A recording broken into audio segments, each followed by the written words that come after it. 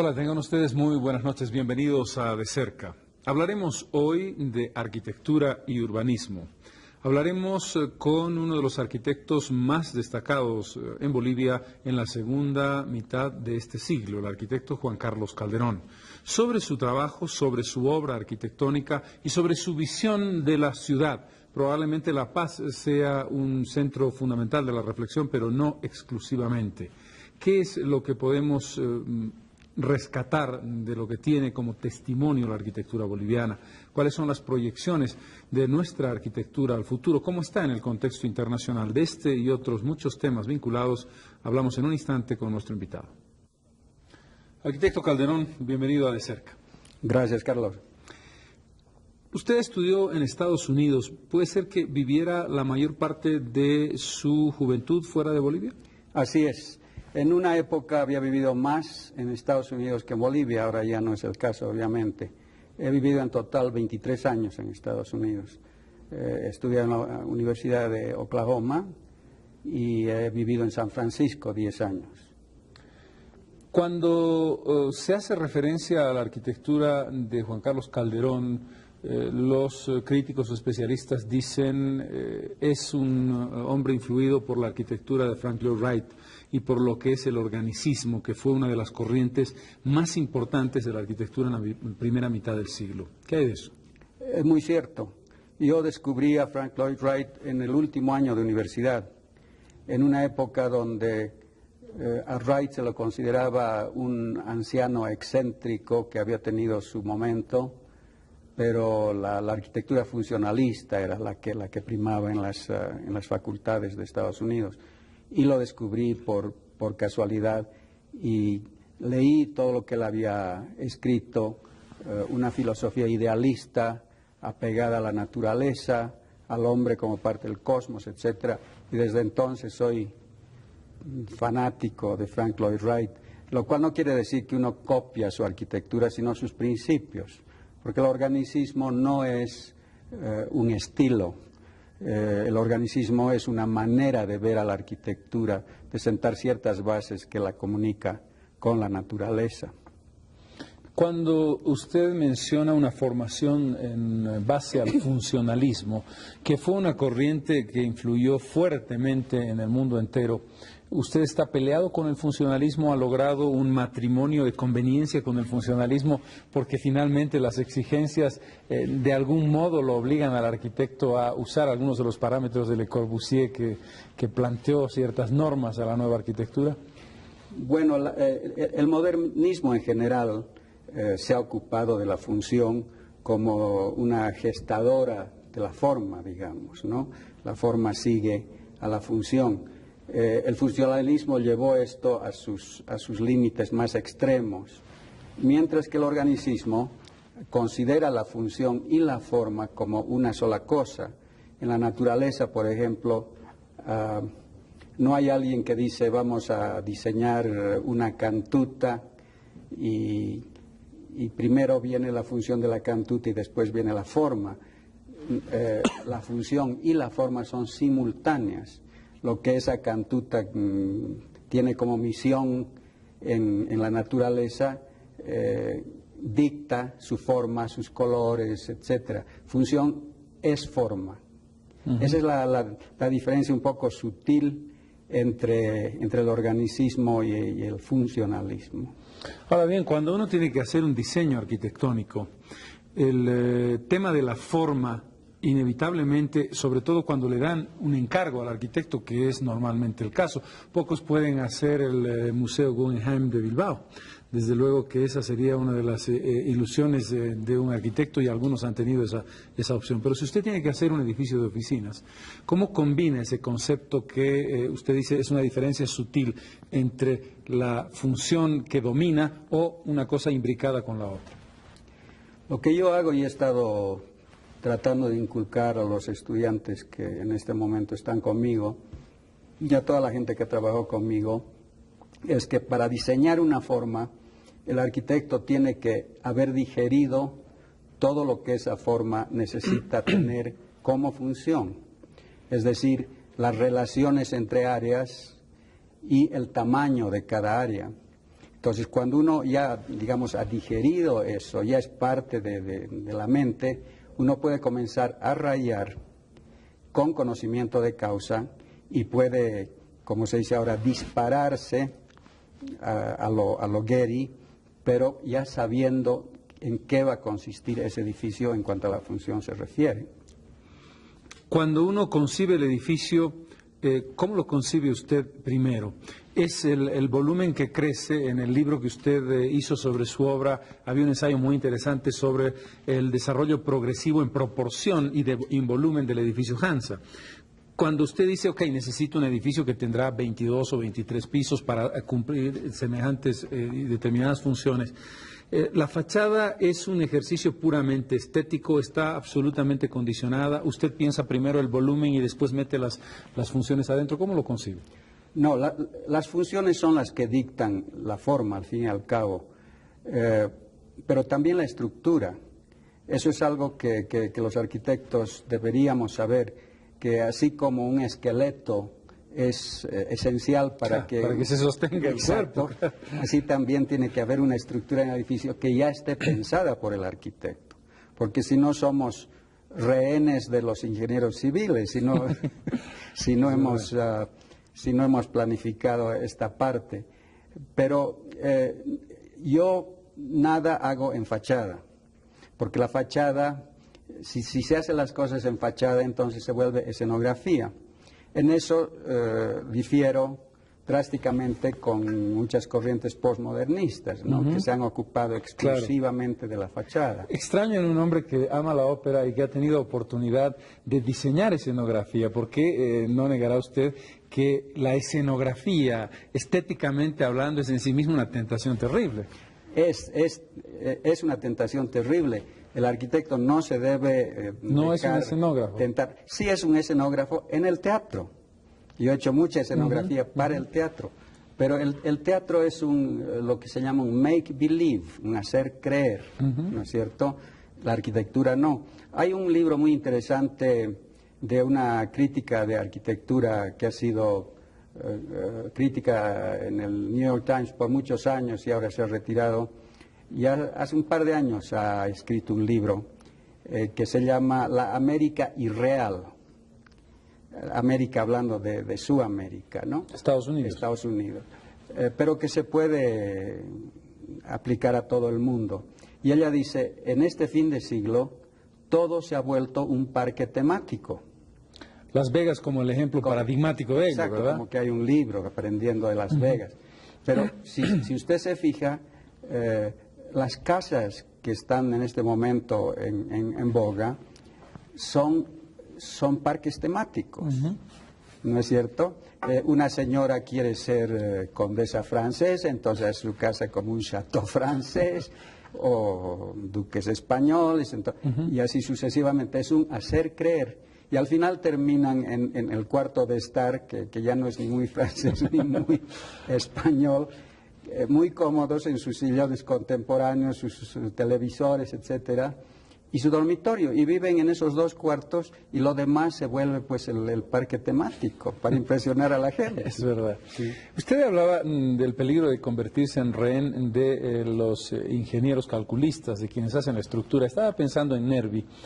Y de pronto, cuando yo vi los primeros edificios de Nervi y esas columnas que parecían templos griegos y sus nervaduras, además una coincidencia entre el apellido y de pronto la estructura es una forma estética, de pronto la estructura puede resolver un espacio por sí misma y ahí, nunca mejor dicho, que función y forma están absolutamente ligadas. ¿Usted ha tenido esa experiencia en trabajar un diseño estructural que es estéticamente atractivo además?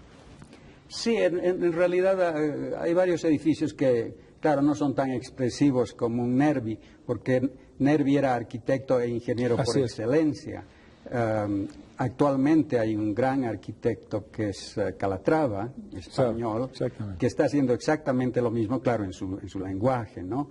Pero que yo pienso va a resultar siendo uno de los grandes talentos de este y el próximo siglo.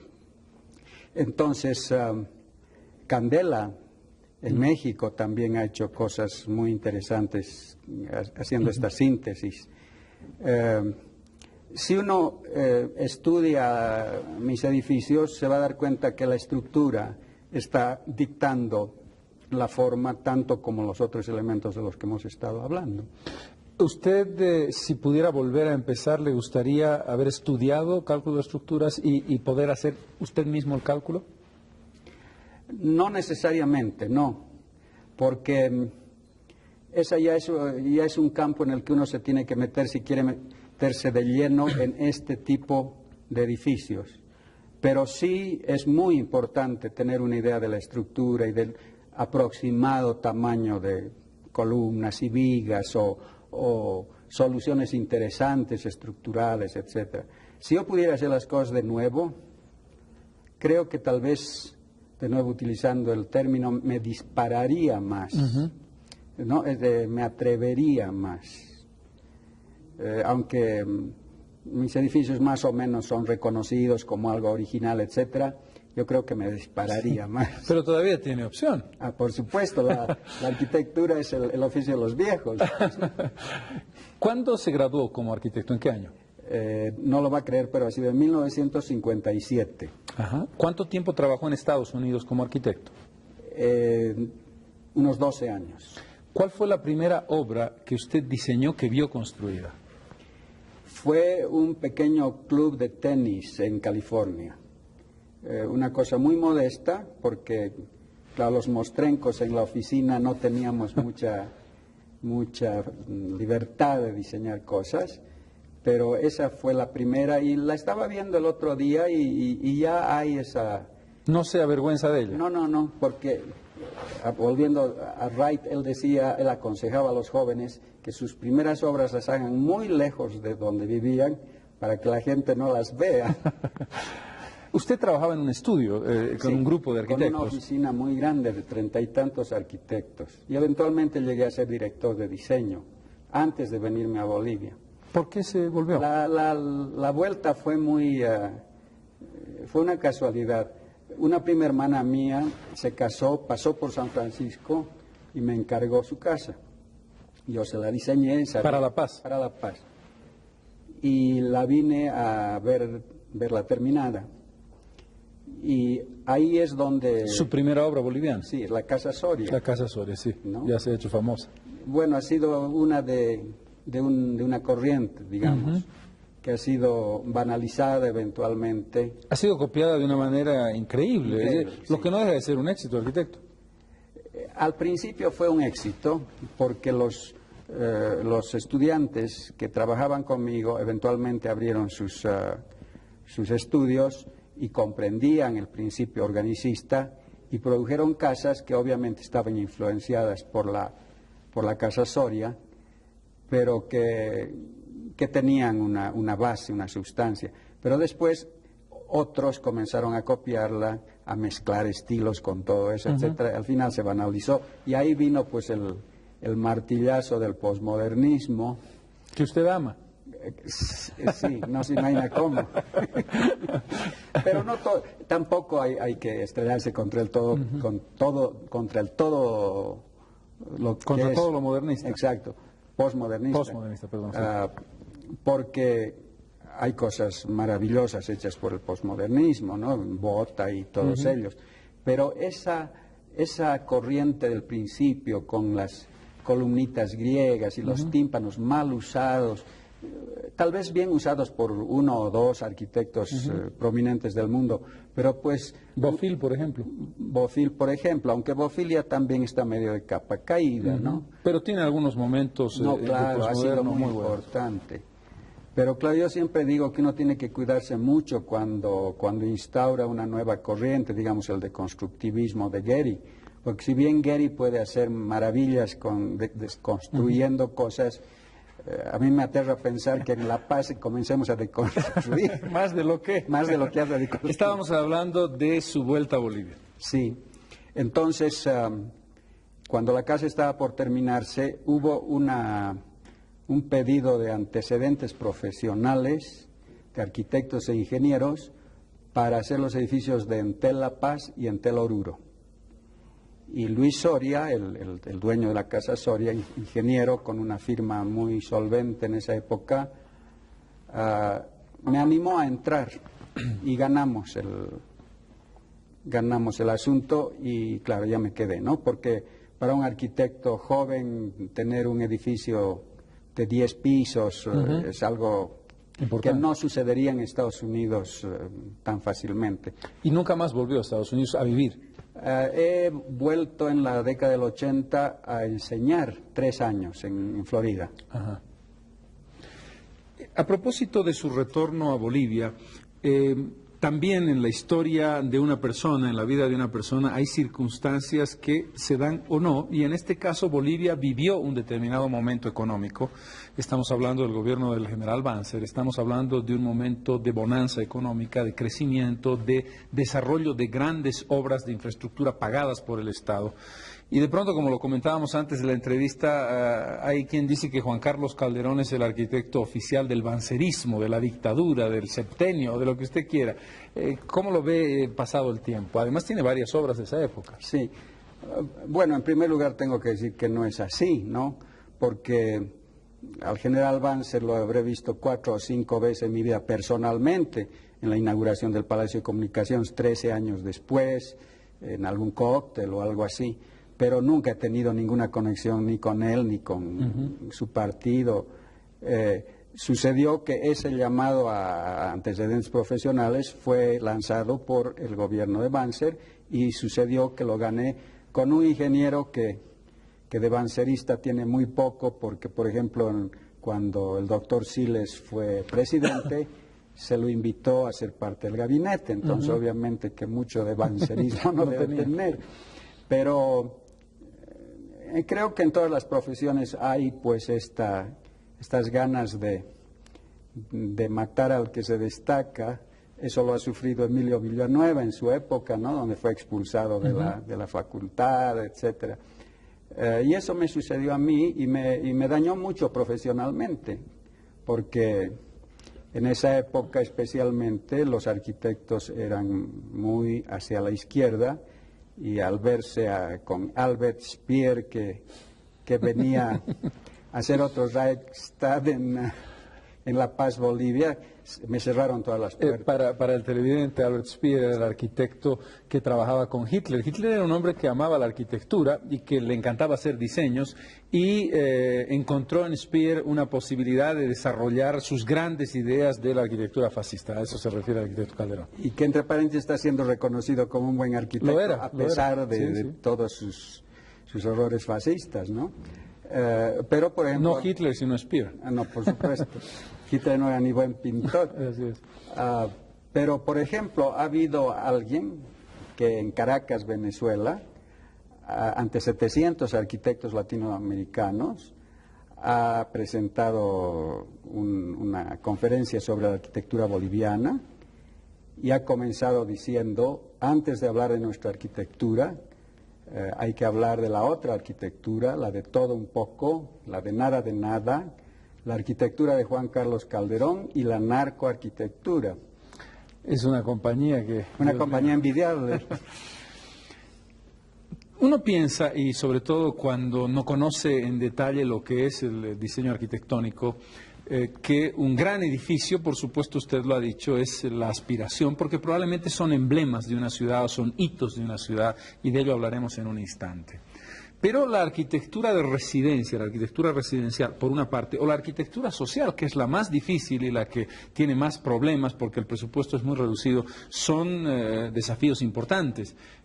¿Dónde se siente más cómodo usted en el diseño? ¿Cuando tiene que pensar en arquitectura residencial o cuando habla de obras monumentales?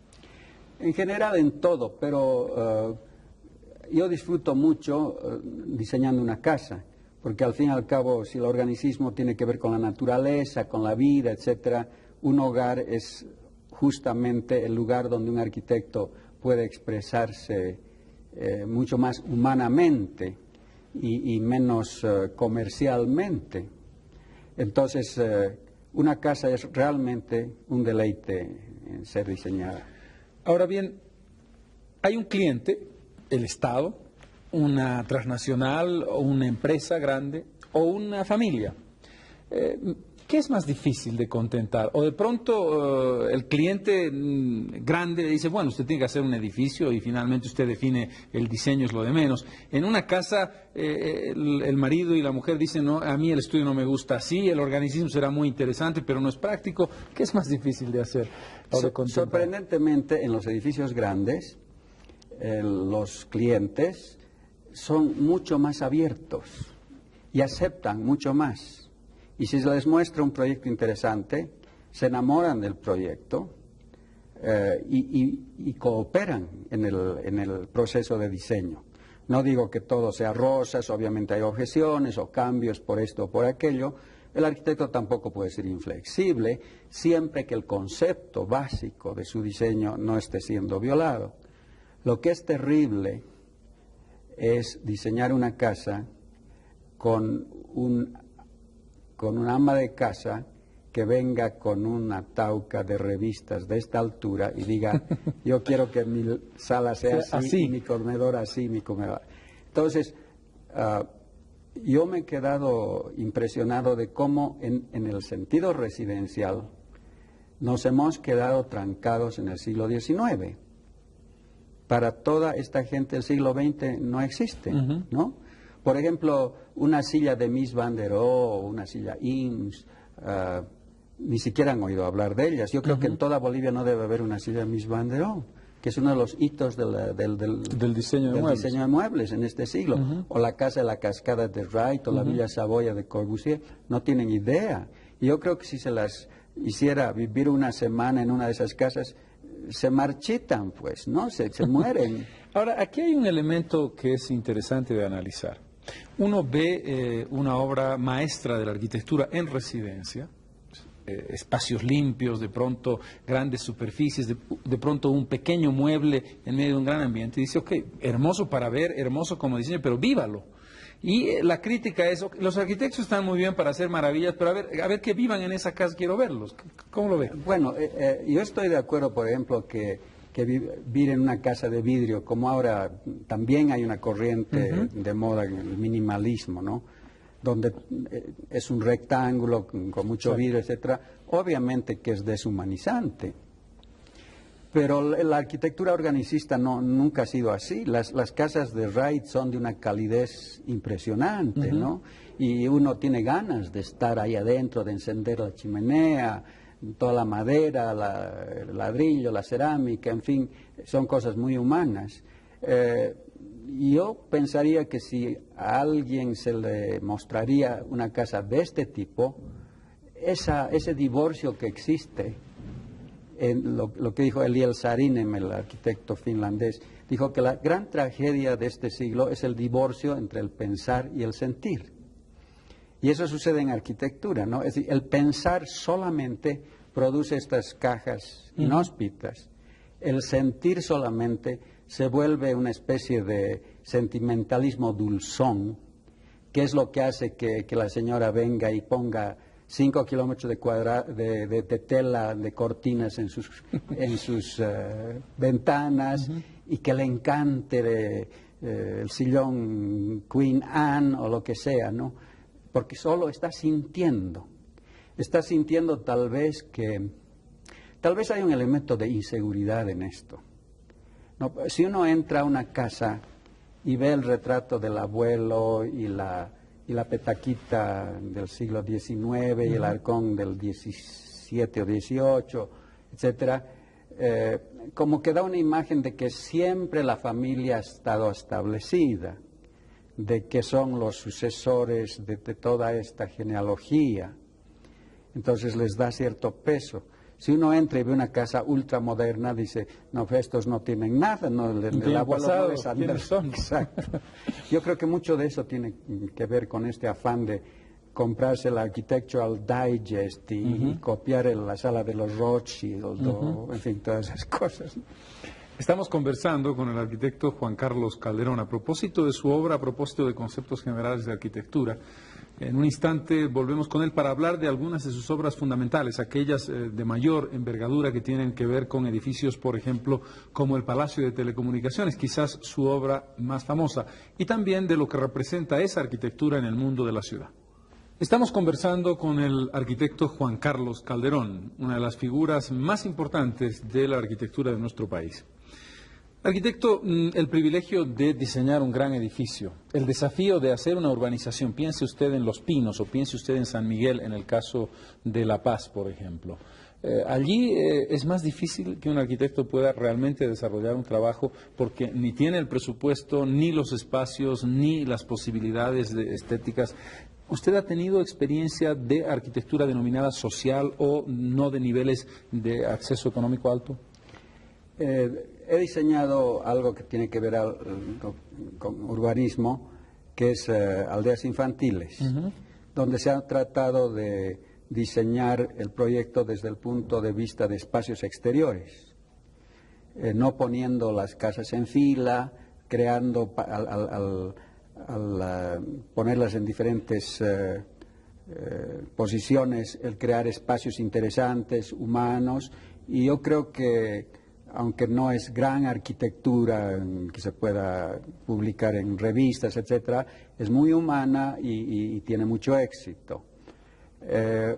Una vez he diseñado una escuela en el altiplano, en un pequeño pueblo del altiplano, y la gratificación de haberlo hecho es que he recibido un rollo de dibujos hechos por los chicos de este edificio que no era lo que veían todo el tiempo, y su interpretación de este diseño que realmente era emocionante. Ahora, en el asunto social, desgraciadamente el arquitecto no puede decir yo quiero diseñar esto y se lo diseña. Entonces supongo que habrán pensado, bueno, Juan Carlos Calderón no va a diseñar vivienda social, así que nadie me ha preguntado si quisiera, ni nunca me han dado un trabajo así. Pero, por ejemplo, veo algo que he visto en televisión y en la prensa, el asunto del pueblo de San Cristóbal. Sí, que se está donde trasladando. se está trasladando. Sí. Si usted se fija, el indígena tiene una intuición de organizar el espacio en el conjunto de sus viviendas que muy pocos arquitectos lo tienen. Es algo que le viene de adentro, es algo natural, es algo orgánico, y saben construir conjuntos, pueblos. Por más pobres que sean las chozas, siempre están bien relacionadas las unas con las otras. Entonces, alguien ha cometido el tremendo error de, al trasladar el pueblo, meterlo en una pampa inhóspita donde el viento debe soplar, y de hacer las casas, parece que sobredimensionadas, y todas en fila como un campamento. Entonces les están quitando el alma al trasladarlos a una cosa así. Cuando no había por qué no poner las casas en diferentes posiciones para crear espacios exteriores, con muros exteriores, aunque sea de adobe, con hornos de barro, etcétera, para tratar de duplicar ese sentimiento original que tiene el primer pueblo. Yo me he inquietado mucho al ver estas imágenes. Y eso yo lo he comentado antes con los campamentos mineros. Exacto. Donde también se hacía eso sin necesidad. No se consideraba el espacio exterior para nada. Entonces eso va deshumanizando a la gente, ¿no? Porque si usted tiene que formar fila cada día con 500 personas para hacer cualquier cosa, al final del día pues, se va a sentir como soldado. Y eso es lo que sucede con este tipo de diseños. Usted mencionó que su primera experiencia de diseño importante aquí en Bolivia fue en Tel, un par de edificios en Tel. Tiene el edificio de la calle Ayacucho en La Paz, en Oruro y en alguna otra ciudad, no sé si también en alguna otra ciudad. Solo en las dos. Fueron en el tiempo, a mí en lo particular debo confesarlo, no son los proyectos que más me parecen más destacados de su obra. Incluso veo algún problema de proporción en las alturas, en los pisos de Entel. ¿Cómo evalúa usted esa primera experiencia? Claro, es un primer edificio, indudablemente. El arquitecto Lucho Perrán, dice que el de Oruro es mi mejor edificio. Ajá. ¿Sí? A mí también me gusta. El de La Paz ha sido desvirtuado totalmente, ¿no? era un sistema de plantas abiertas, de medios niveles, han cerrado los pisos. Yo digo que en nuestra vida anterior los bolivianos debemos haber sido conejos, porque nos encantan las conejeras, ¿no? Nada se libra de las mamparas. No por razones de nuestra capacidad sexual, sino por la forma de vida. Exacto. Dígame, las alturas, sin embargo, de los pisos no son demasiado bajas. ¿Estaban planteadas así?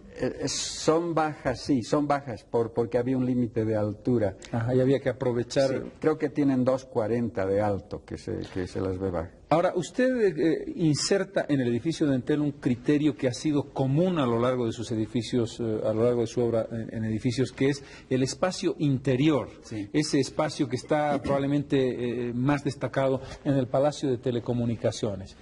¿Cuál es la idea? ¿Qué implica eso en una ciudad como La Paz y cómo se puede aprovechar ese espacio? Porque quien entra dice, caramba, estos deben ser muy ricos que se tiran tantos metros cuadrados de aire puro. Sí, bueno, mire, el espacio vertical, que es algo que se ha estado haciendo en todo este siglo y en el anterior también, el espacio vertical es el que comunica visualmente los diferentes niveles. Es decir, que los niveles no están separados. Al tener este espacio, uno comunica el primer piso con el segundo, etcétera. Entonces se integra el vivir o el trabajar en ese edificio, se integra por virtud de este espacio vertical. En el caso del Palacio de Comunicaciones, existen maceteros en todos los pisos que gracias a Dios están bien mantenidos. Sí. Así que se vuelve un parque vertical en un lugar donde se necesita mucho verde. Esa es la principal razón del espacio vertical. En cuanto a la pérdida de espacio, mire, yo pienso que la arquitectura es el arte, porque yo lo pienso como arte. Muchos están muy orgullosos de ser técnicos. Yo pienso que la arquitectura es arte, principalmente. No se puede separar, sin embargo, del concepto técnico y del concepto funcional, ¿verdad? Es lo que hablaba antes, ¿no? Uno tiene que tener esa base. Pero, como le digo, en el Palacio de Comunicaciones existe esta verticalidad, este intento de lo verde, y dicen qué barbaridad este espacio perdido. En Entel es menos porque es más pequeño. Pero la arquitectura, y lo que le estaba diciendo, es el arte de organizar el espacio físico, principalmente, o primeramente debería decir. Es el arte de organizar el espacio psicológico y es el arte de organizar el espacio espiritual. Si uno logra las tres organizaciones, uno tiene una obra de arte. Pero el momento que uno pasa de lo físico a lo psicológico, para lograr ese espacio psicológico, uno tiene muchas veces que desperdiciar el espacio físico. Y entonces, al pasar al espiritual, uno logra trascender la materia y elevar el espíritu a otro nivel, que muy pocos edificios lo logran, obviamente. Yo tengo para mí que desde el punto de vista de proporción y desde el punto de vista de juego de fachadas y de uso del volumen, el mejor edificio suyo es el edificio Hansa, que uno puede ver en diferentes, es como un calidoscopio según cómo lo mire, y además la fachada principal que está sobre la Mariscal Santa Cruz tiene muchas perspectivas de verlo. En cambio, el edificio del Palacio de Telecomunicaciones tiene una resolución extraordinaria en sus fachadas principales y en el volumen donde está el escenario del teatro, el auditorio, pero la parte de atrás es excesivamente pesada. ¿Coincidiría usted conmigo? Sí, en general sí. Lo que pasa es que Hansa era un proyecto fácil de diseñar, porque es un terreno pequeño, por la altura automáticamente iba a ser esbelto. Se ha considerado dos aspectos del entorno, porque no hemos hablado del entorno hasta el momento, pero claro, el edificio tiene que salir de su entorno. Entonces, el edificio contempla la rejilla española del casco viejo, a escuadra, del mercado, de la Socabaya, de la Yanacocha, pero también se fija en la diagonal de la Santa Cruz. Entonces, ahí viene, para reconocer la rejilla española, el zigzag en escuadra de los pisos de abajo y para reconocer la Santa Cruz, los balcones diagonales. Entonces, de ahí ha salido esa forma. Yo estoy de acuerdo, es mi edificio favorito. También tiene que ver con estas teorías mías que se desprenden del organicismo sobre el tiempo y el movimiento. Ahí es donde se expresa mucho mejor el hecho de que, como una teoría de diseño, el edificio era una estratificación en el suelo y se ha extendido hacia arriba. Y por el otro lado, ese, digamos, sería el desarrollo objetivo del edificio. Pero también hay un cambio subjetivo del edificio a medida que uno se acerca hacia él, porque un edificio va creciendo en el campo de visión del observador y se mueve en sentido contrario al movimiento del observador. Entonces, el edificio está diseñado para que bajando de la Montes se mueva hacia el espectador de cierta manera, así como un auto está diseñado para que vaya por la calle de cierta manera. Sería muy raro verlo yendo de lado. Básicamente esos son los aspectos. En el caso del edificio Hansa, ¿usted concibió el viejo edificio Hansa como una eventual parte integral del proyecto? ¿Cómo se resuelve o cómo se ha resuelto de hecho? Sí, estaba contemplado que una de las franjas del edificio nuevo continúe sin romper la arquitectura del viejo, atándolo de cierta manera. Y por adentro ya no existe porque ha sido intervenido en ese espacio grande que tenía. Todos los pisos del Hansa antiguo se comunicaban con los del nuevo y había de nuevo un espacio central abierto, 4 pisos, ¿no? Eso ha sido cerrado porque de nuevo el verbo habilitar, ¿no? Yo no tengo un solo edificio intacto de todos los que he hecho. ¿Ni el Palacio de Telecomunicaciones? Ni el Palacio, el Palacio, el hall de correos es una vergüenza, lleno de unos atriles espantosos, letreros de plastoformo, unos mesones que no sé quién los habrá hecho, enormes, que no le van al ambiente. E incluso... ¿Usted diseñó detalles de ese tipo, digamos, la garita, por llamarlo así, de ingreso, de control, etcétera, y eso no se hizo? No se hizo y después se hizo todo lo que era empotrado, los mesones de expendio, etcétera, son mi diseño. Que entre paréntesis ese edificio ha tenido un arquitecto asociado, que es Juan Carlos Barrientos, ¿no? Que no siempre se reconoce eso. ¿Cuál es el concepto de arquitecto asociado? Sería interesante que usted lo explique. Yo pienso que el arquitecto proyectista es el autor del diseño en general, pero que el arquitecto asociado puede intervenir en algunas cosas. Por ejemplo, Juan Carlos Barrientos hizo cargo de todo el funcionamiento de correos, de la parte técnica. Estuvo asesorado por gente de Correos de Buenos Aires, entonces él diseñó toda esta hermenéutica de moverla y así algunas otras cosas, ¿no? Pero quiero reconocer esa intervención porque no siempre se la hace. Entonces, siguiendo con los horrores del Ministerio de Comunicaciones, hasta hace poco la grada interior, no la pública que está junto a los ascensores, sino que hay una grada interior de emergencia, pero también cerrada, había sido ocupada como depósito, toda la grada, de tal manera que si hubiera habido un pánico, tiene puertas de vidrio, la gente se hubiera agolpado contra esas puertas y hubiera habido un holocausto, pero lo hacen sin el menor empacho. ¿Eso se ha modificado, se ha arreglado? Últimamente se ha arreglado. Pero yo me he pasado toda una mañana, por ejemplo, con personeros de Ecobol, mostrándoles los horrores del hall, el deterioro, lo que se debe hacer, han tomado notas, y muchas gracias, arquitecto, hasta luego, y nunca más. Sí.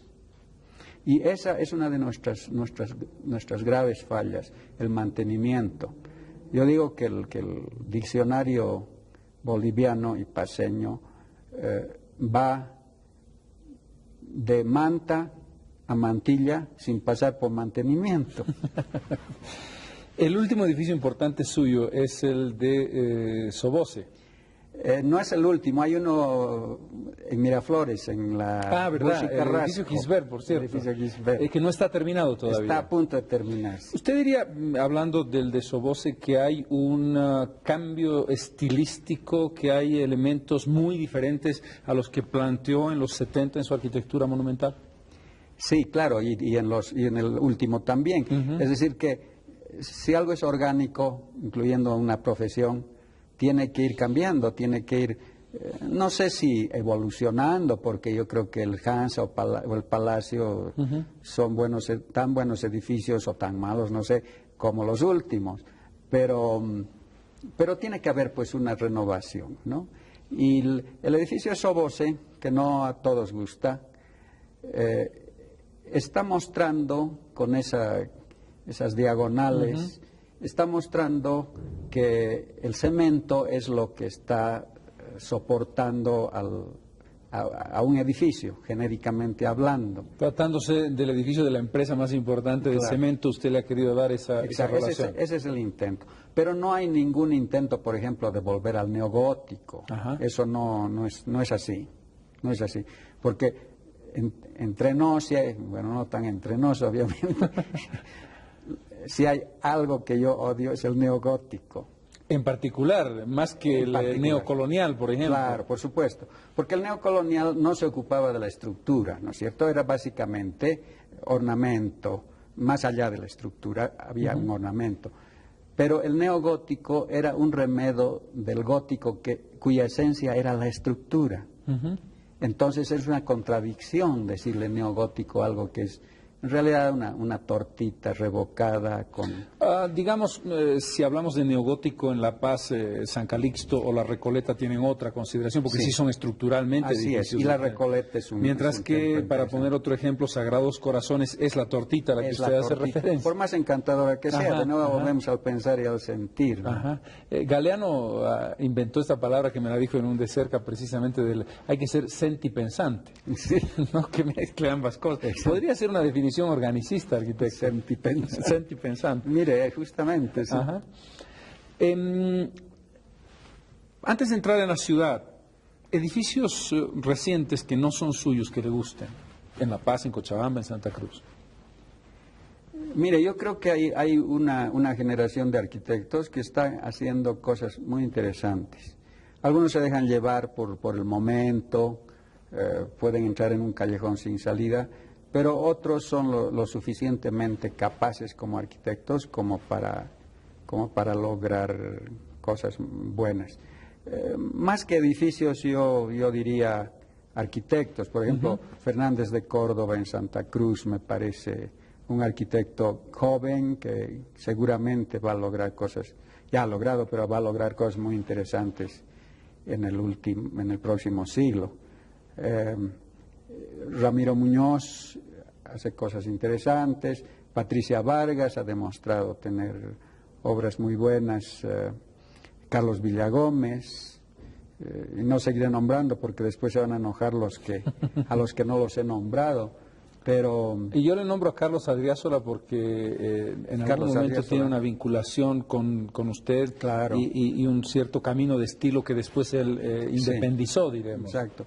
Y siguen diciendo que Carlos Adriázola es seguidor mío y que, en fin, que es mi discípulo, eso. Pero no es así. Ha sido así hasta cierto momento, pero él ha seguido y más bien ha intentado no seguir este asunto, llamaremoslo calderoniano, ¿no?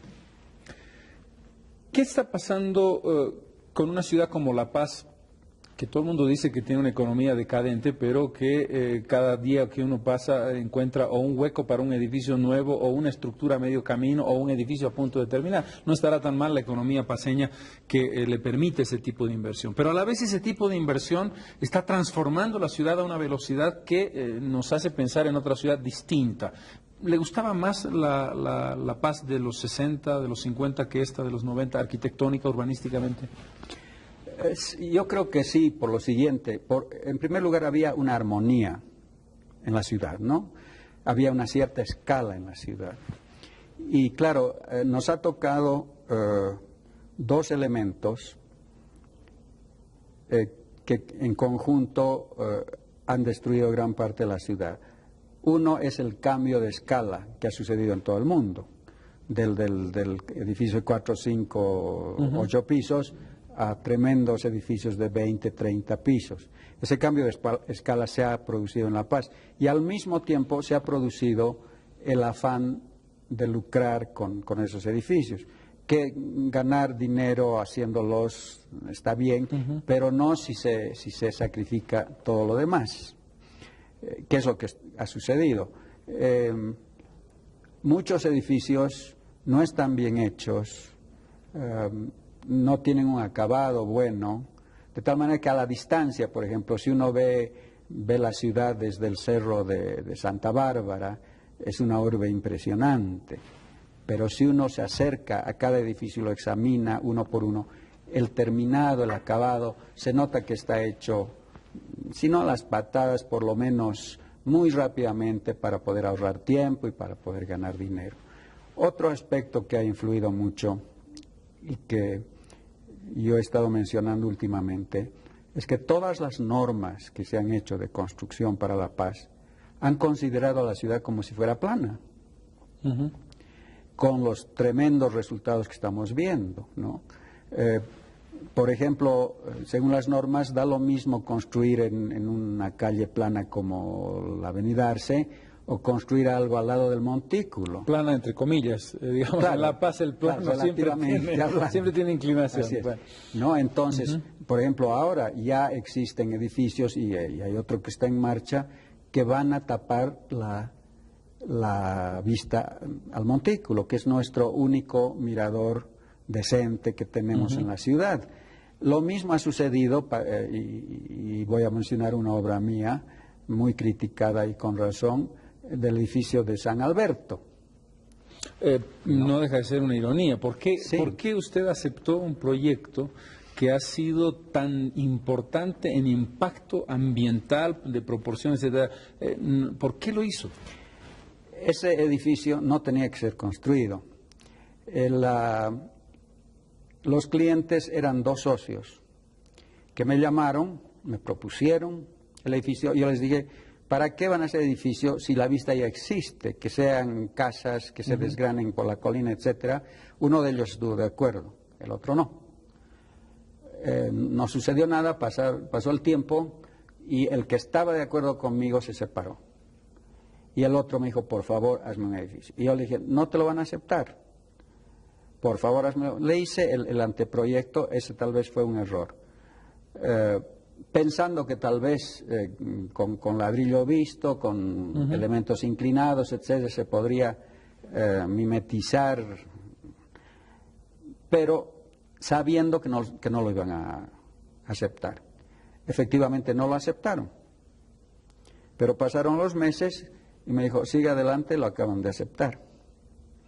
Y me arrepiento de haberlo hecho. Es un error suyo. Sí, es un error. Claro que la alternativa hubiera sido que alguien... Es un error que no se puede demoler. Ni siquiera se puede plantar hiedra, como decía Wright, que los médicos tapan sus errores con tierra y los arquitectos con hiedra. Pero claro, es una ironía, indudablemente. ¿Usted ha tenido una participación en algunos proyectos de conservación o de respeto de edificios originales? Por ejemplo, en el caso de la Plaza Murillo, el Palacio de Gobierno, en el Palacio Legislativo. Esa experiencia, ¿qué implica en cuanto a la sensibilidad? ¿Estamos en posibilidades de conservar edificios? ¿Hemos logrado plantar esa semilla de decir, esto es un edificio que vale porque la proporción, por el estilo, porque conserva una etapa de nuestra arquitectura? Sí, yo creo que ahora hay una corriente fuerte hacia la restauración de edificios. Uno ve aquí y allá en la ciudad que hay la voluntad de restaurar una casa para que volverse oficina, lo que sea, pero hay eso que no existía hace unos años atrás. La restauración del palacio ha sido una obra muy importante, un grupo que nos nombraron custodios, que entre paréntesis se nos termina, creo que este año ¿Existe la posibilidad de que se renueve? Bueno, últimamente no nos han llamado. Para nada. Para nada. Ajá. Y incluso nos han mandado una carta diciendo que hubo una decisión de volver a pintar el escudo de Bolivia rojo, amarillo y verde, que lo han hecho. Sí, porque surgió una típica actitud de gente que publicó airadamente que era un insulto a la patria, poco Sí. menos, que el escudo estuviese en blanco, que Sí. cómo era posible, sin entender, imagínese usted si se trabajara en mármol, estaríamos todos muertos, Por no supuesto, podríamos, y hay claro. en Estados Unidos, que es un país que le da muchísima importancia a sus símbolos, muchísimos escudos de los Estados Unidos trabajados en materia en bruto, Pero sin claro, color. por supuesto. Y la carta terminaba diciendo que de esto se están encargando gente entendida en la materia, con lo cual nos decían que no estamos... ¿De verdad? Sí, sí, sí, así decía la carta. Y han habido artículos en contra de la pintarrajeada, ¿no? Porque, claro, se vuelve una cosa, de nuevo, el sentir y no el pensar. A propósito de esto, hemos hecho una crítica a lo de San Alberto. Quizás la experiencia más armónica de conservación de una fachada y erigir detrás un edificio es el Illimani II, Sí, ¿no es verdad? así es. A mí por lo menos me parece que hay mucha armonía. Sí, ha sido un intento serio, no solo de conservar la fachada, como la Casa Azul, por ejemplo, ¿no? Que se ha conservado solo Solo primera la cáscara, sí. digamos. Sino que la casa misma es parte del edificio. El hall central de la casa es el lobby del edificio y lo que eran los cuartos se han vuelto boutiques, pero sin cambiar nada. Incluso, como ha habido que poner columnas, se ha deshecho parte de esos muros y se los ha vuelto a hacer exactamente iguales. Así que cuando uno entra, uno se siente en la casa. ¿Esa es una experiencia que le gusta como alternativa? El hecho de que una casa se mantenga en una parte y se integre con un edificio de altura detrás, ¿o es la última solución ya que no se puede salvar la integridad? Sí, yo creo que para un arquitecto lo ideal es hacer algo partiendo de cero, pero también hay una responsabilidad hacia lo que existe, ¿no? Casas como las de lo que era Fe y Alegría, por ejemplo. Acabo de entrar en esa mansión de la Isabela Católica, La Casa Goitia. la Casa Goitia, que yo no la conocía por adentro, y es un palacete tan impresionante que todavía es rescatable, que solamente por Tales, yo creo, se puede pensar que es superior. Pero, y sin embargo, eso está a la deriva. En cualquier momento se puede venir abajo, ¿no? Yo creo que hay necesidad de una fuerza, hablando de la paz y de lo que se dice que está en decadencia. Hay muchas cosas que sí están en decadencia.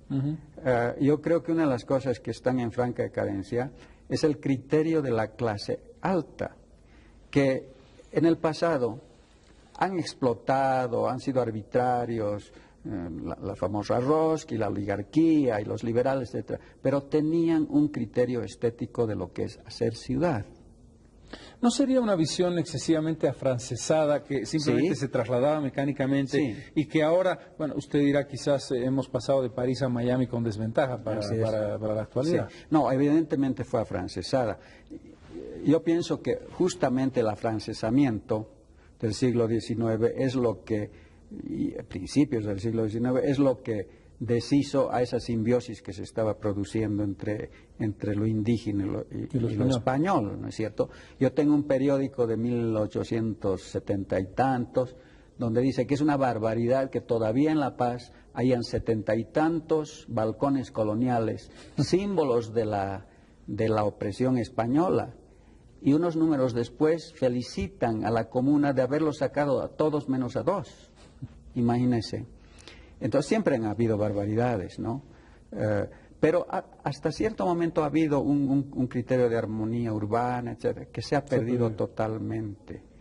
En la Revolución Mexicana, por ejemplo, que fue pues infinitamente más violenta y tremenda que la nuestra, sin embargo hubo un ministro de Cultura que armó toda una estructura cultural, que es lo que ha salvado a México hasta ahora, que todavía funciona. Si yo le diera a usted una oportunidad de oro, le autorizo a demoler un edificio de la ciudad de La Paz, ¿cuál demoliría?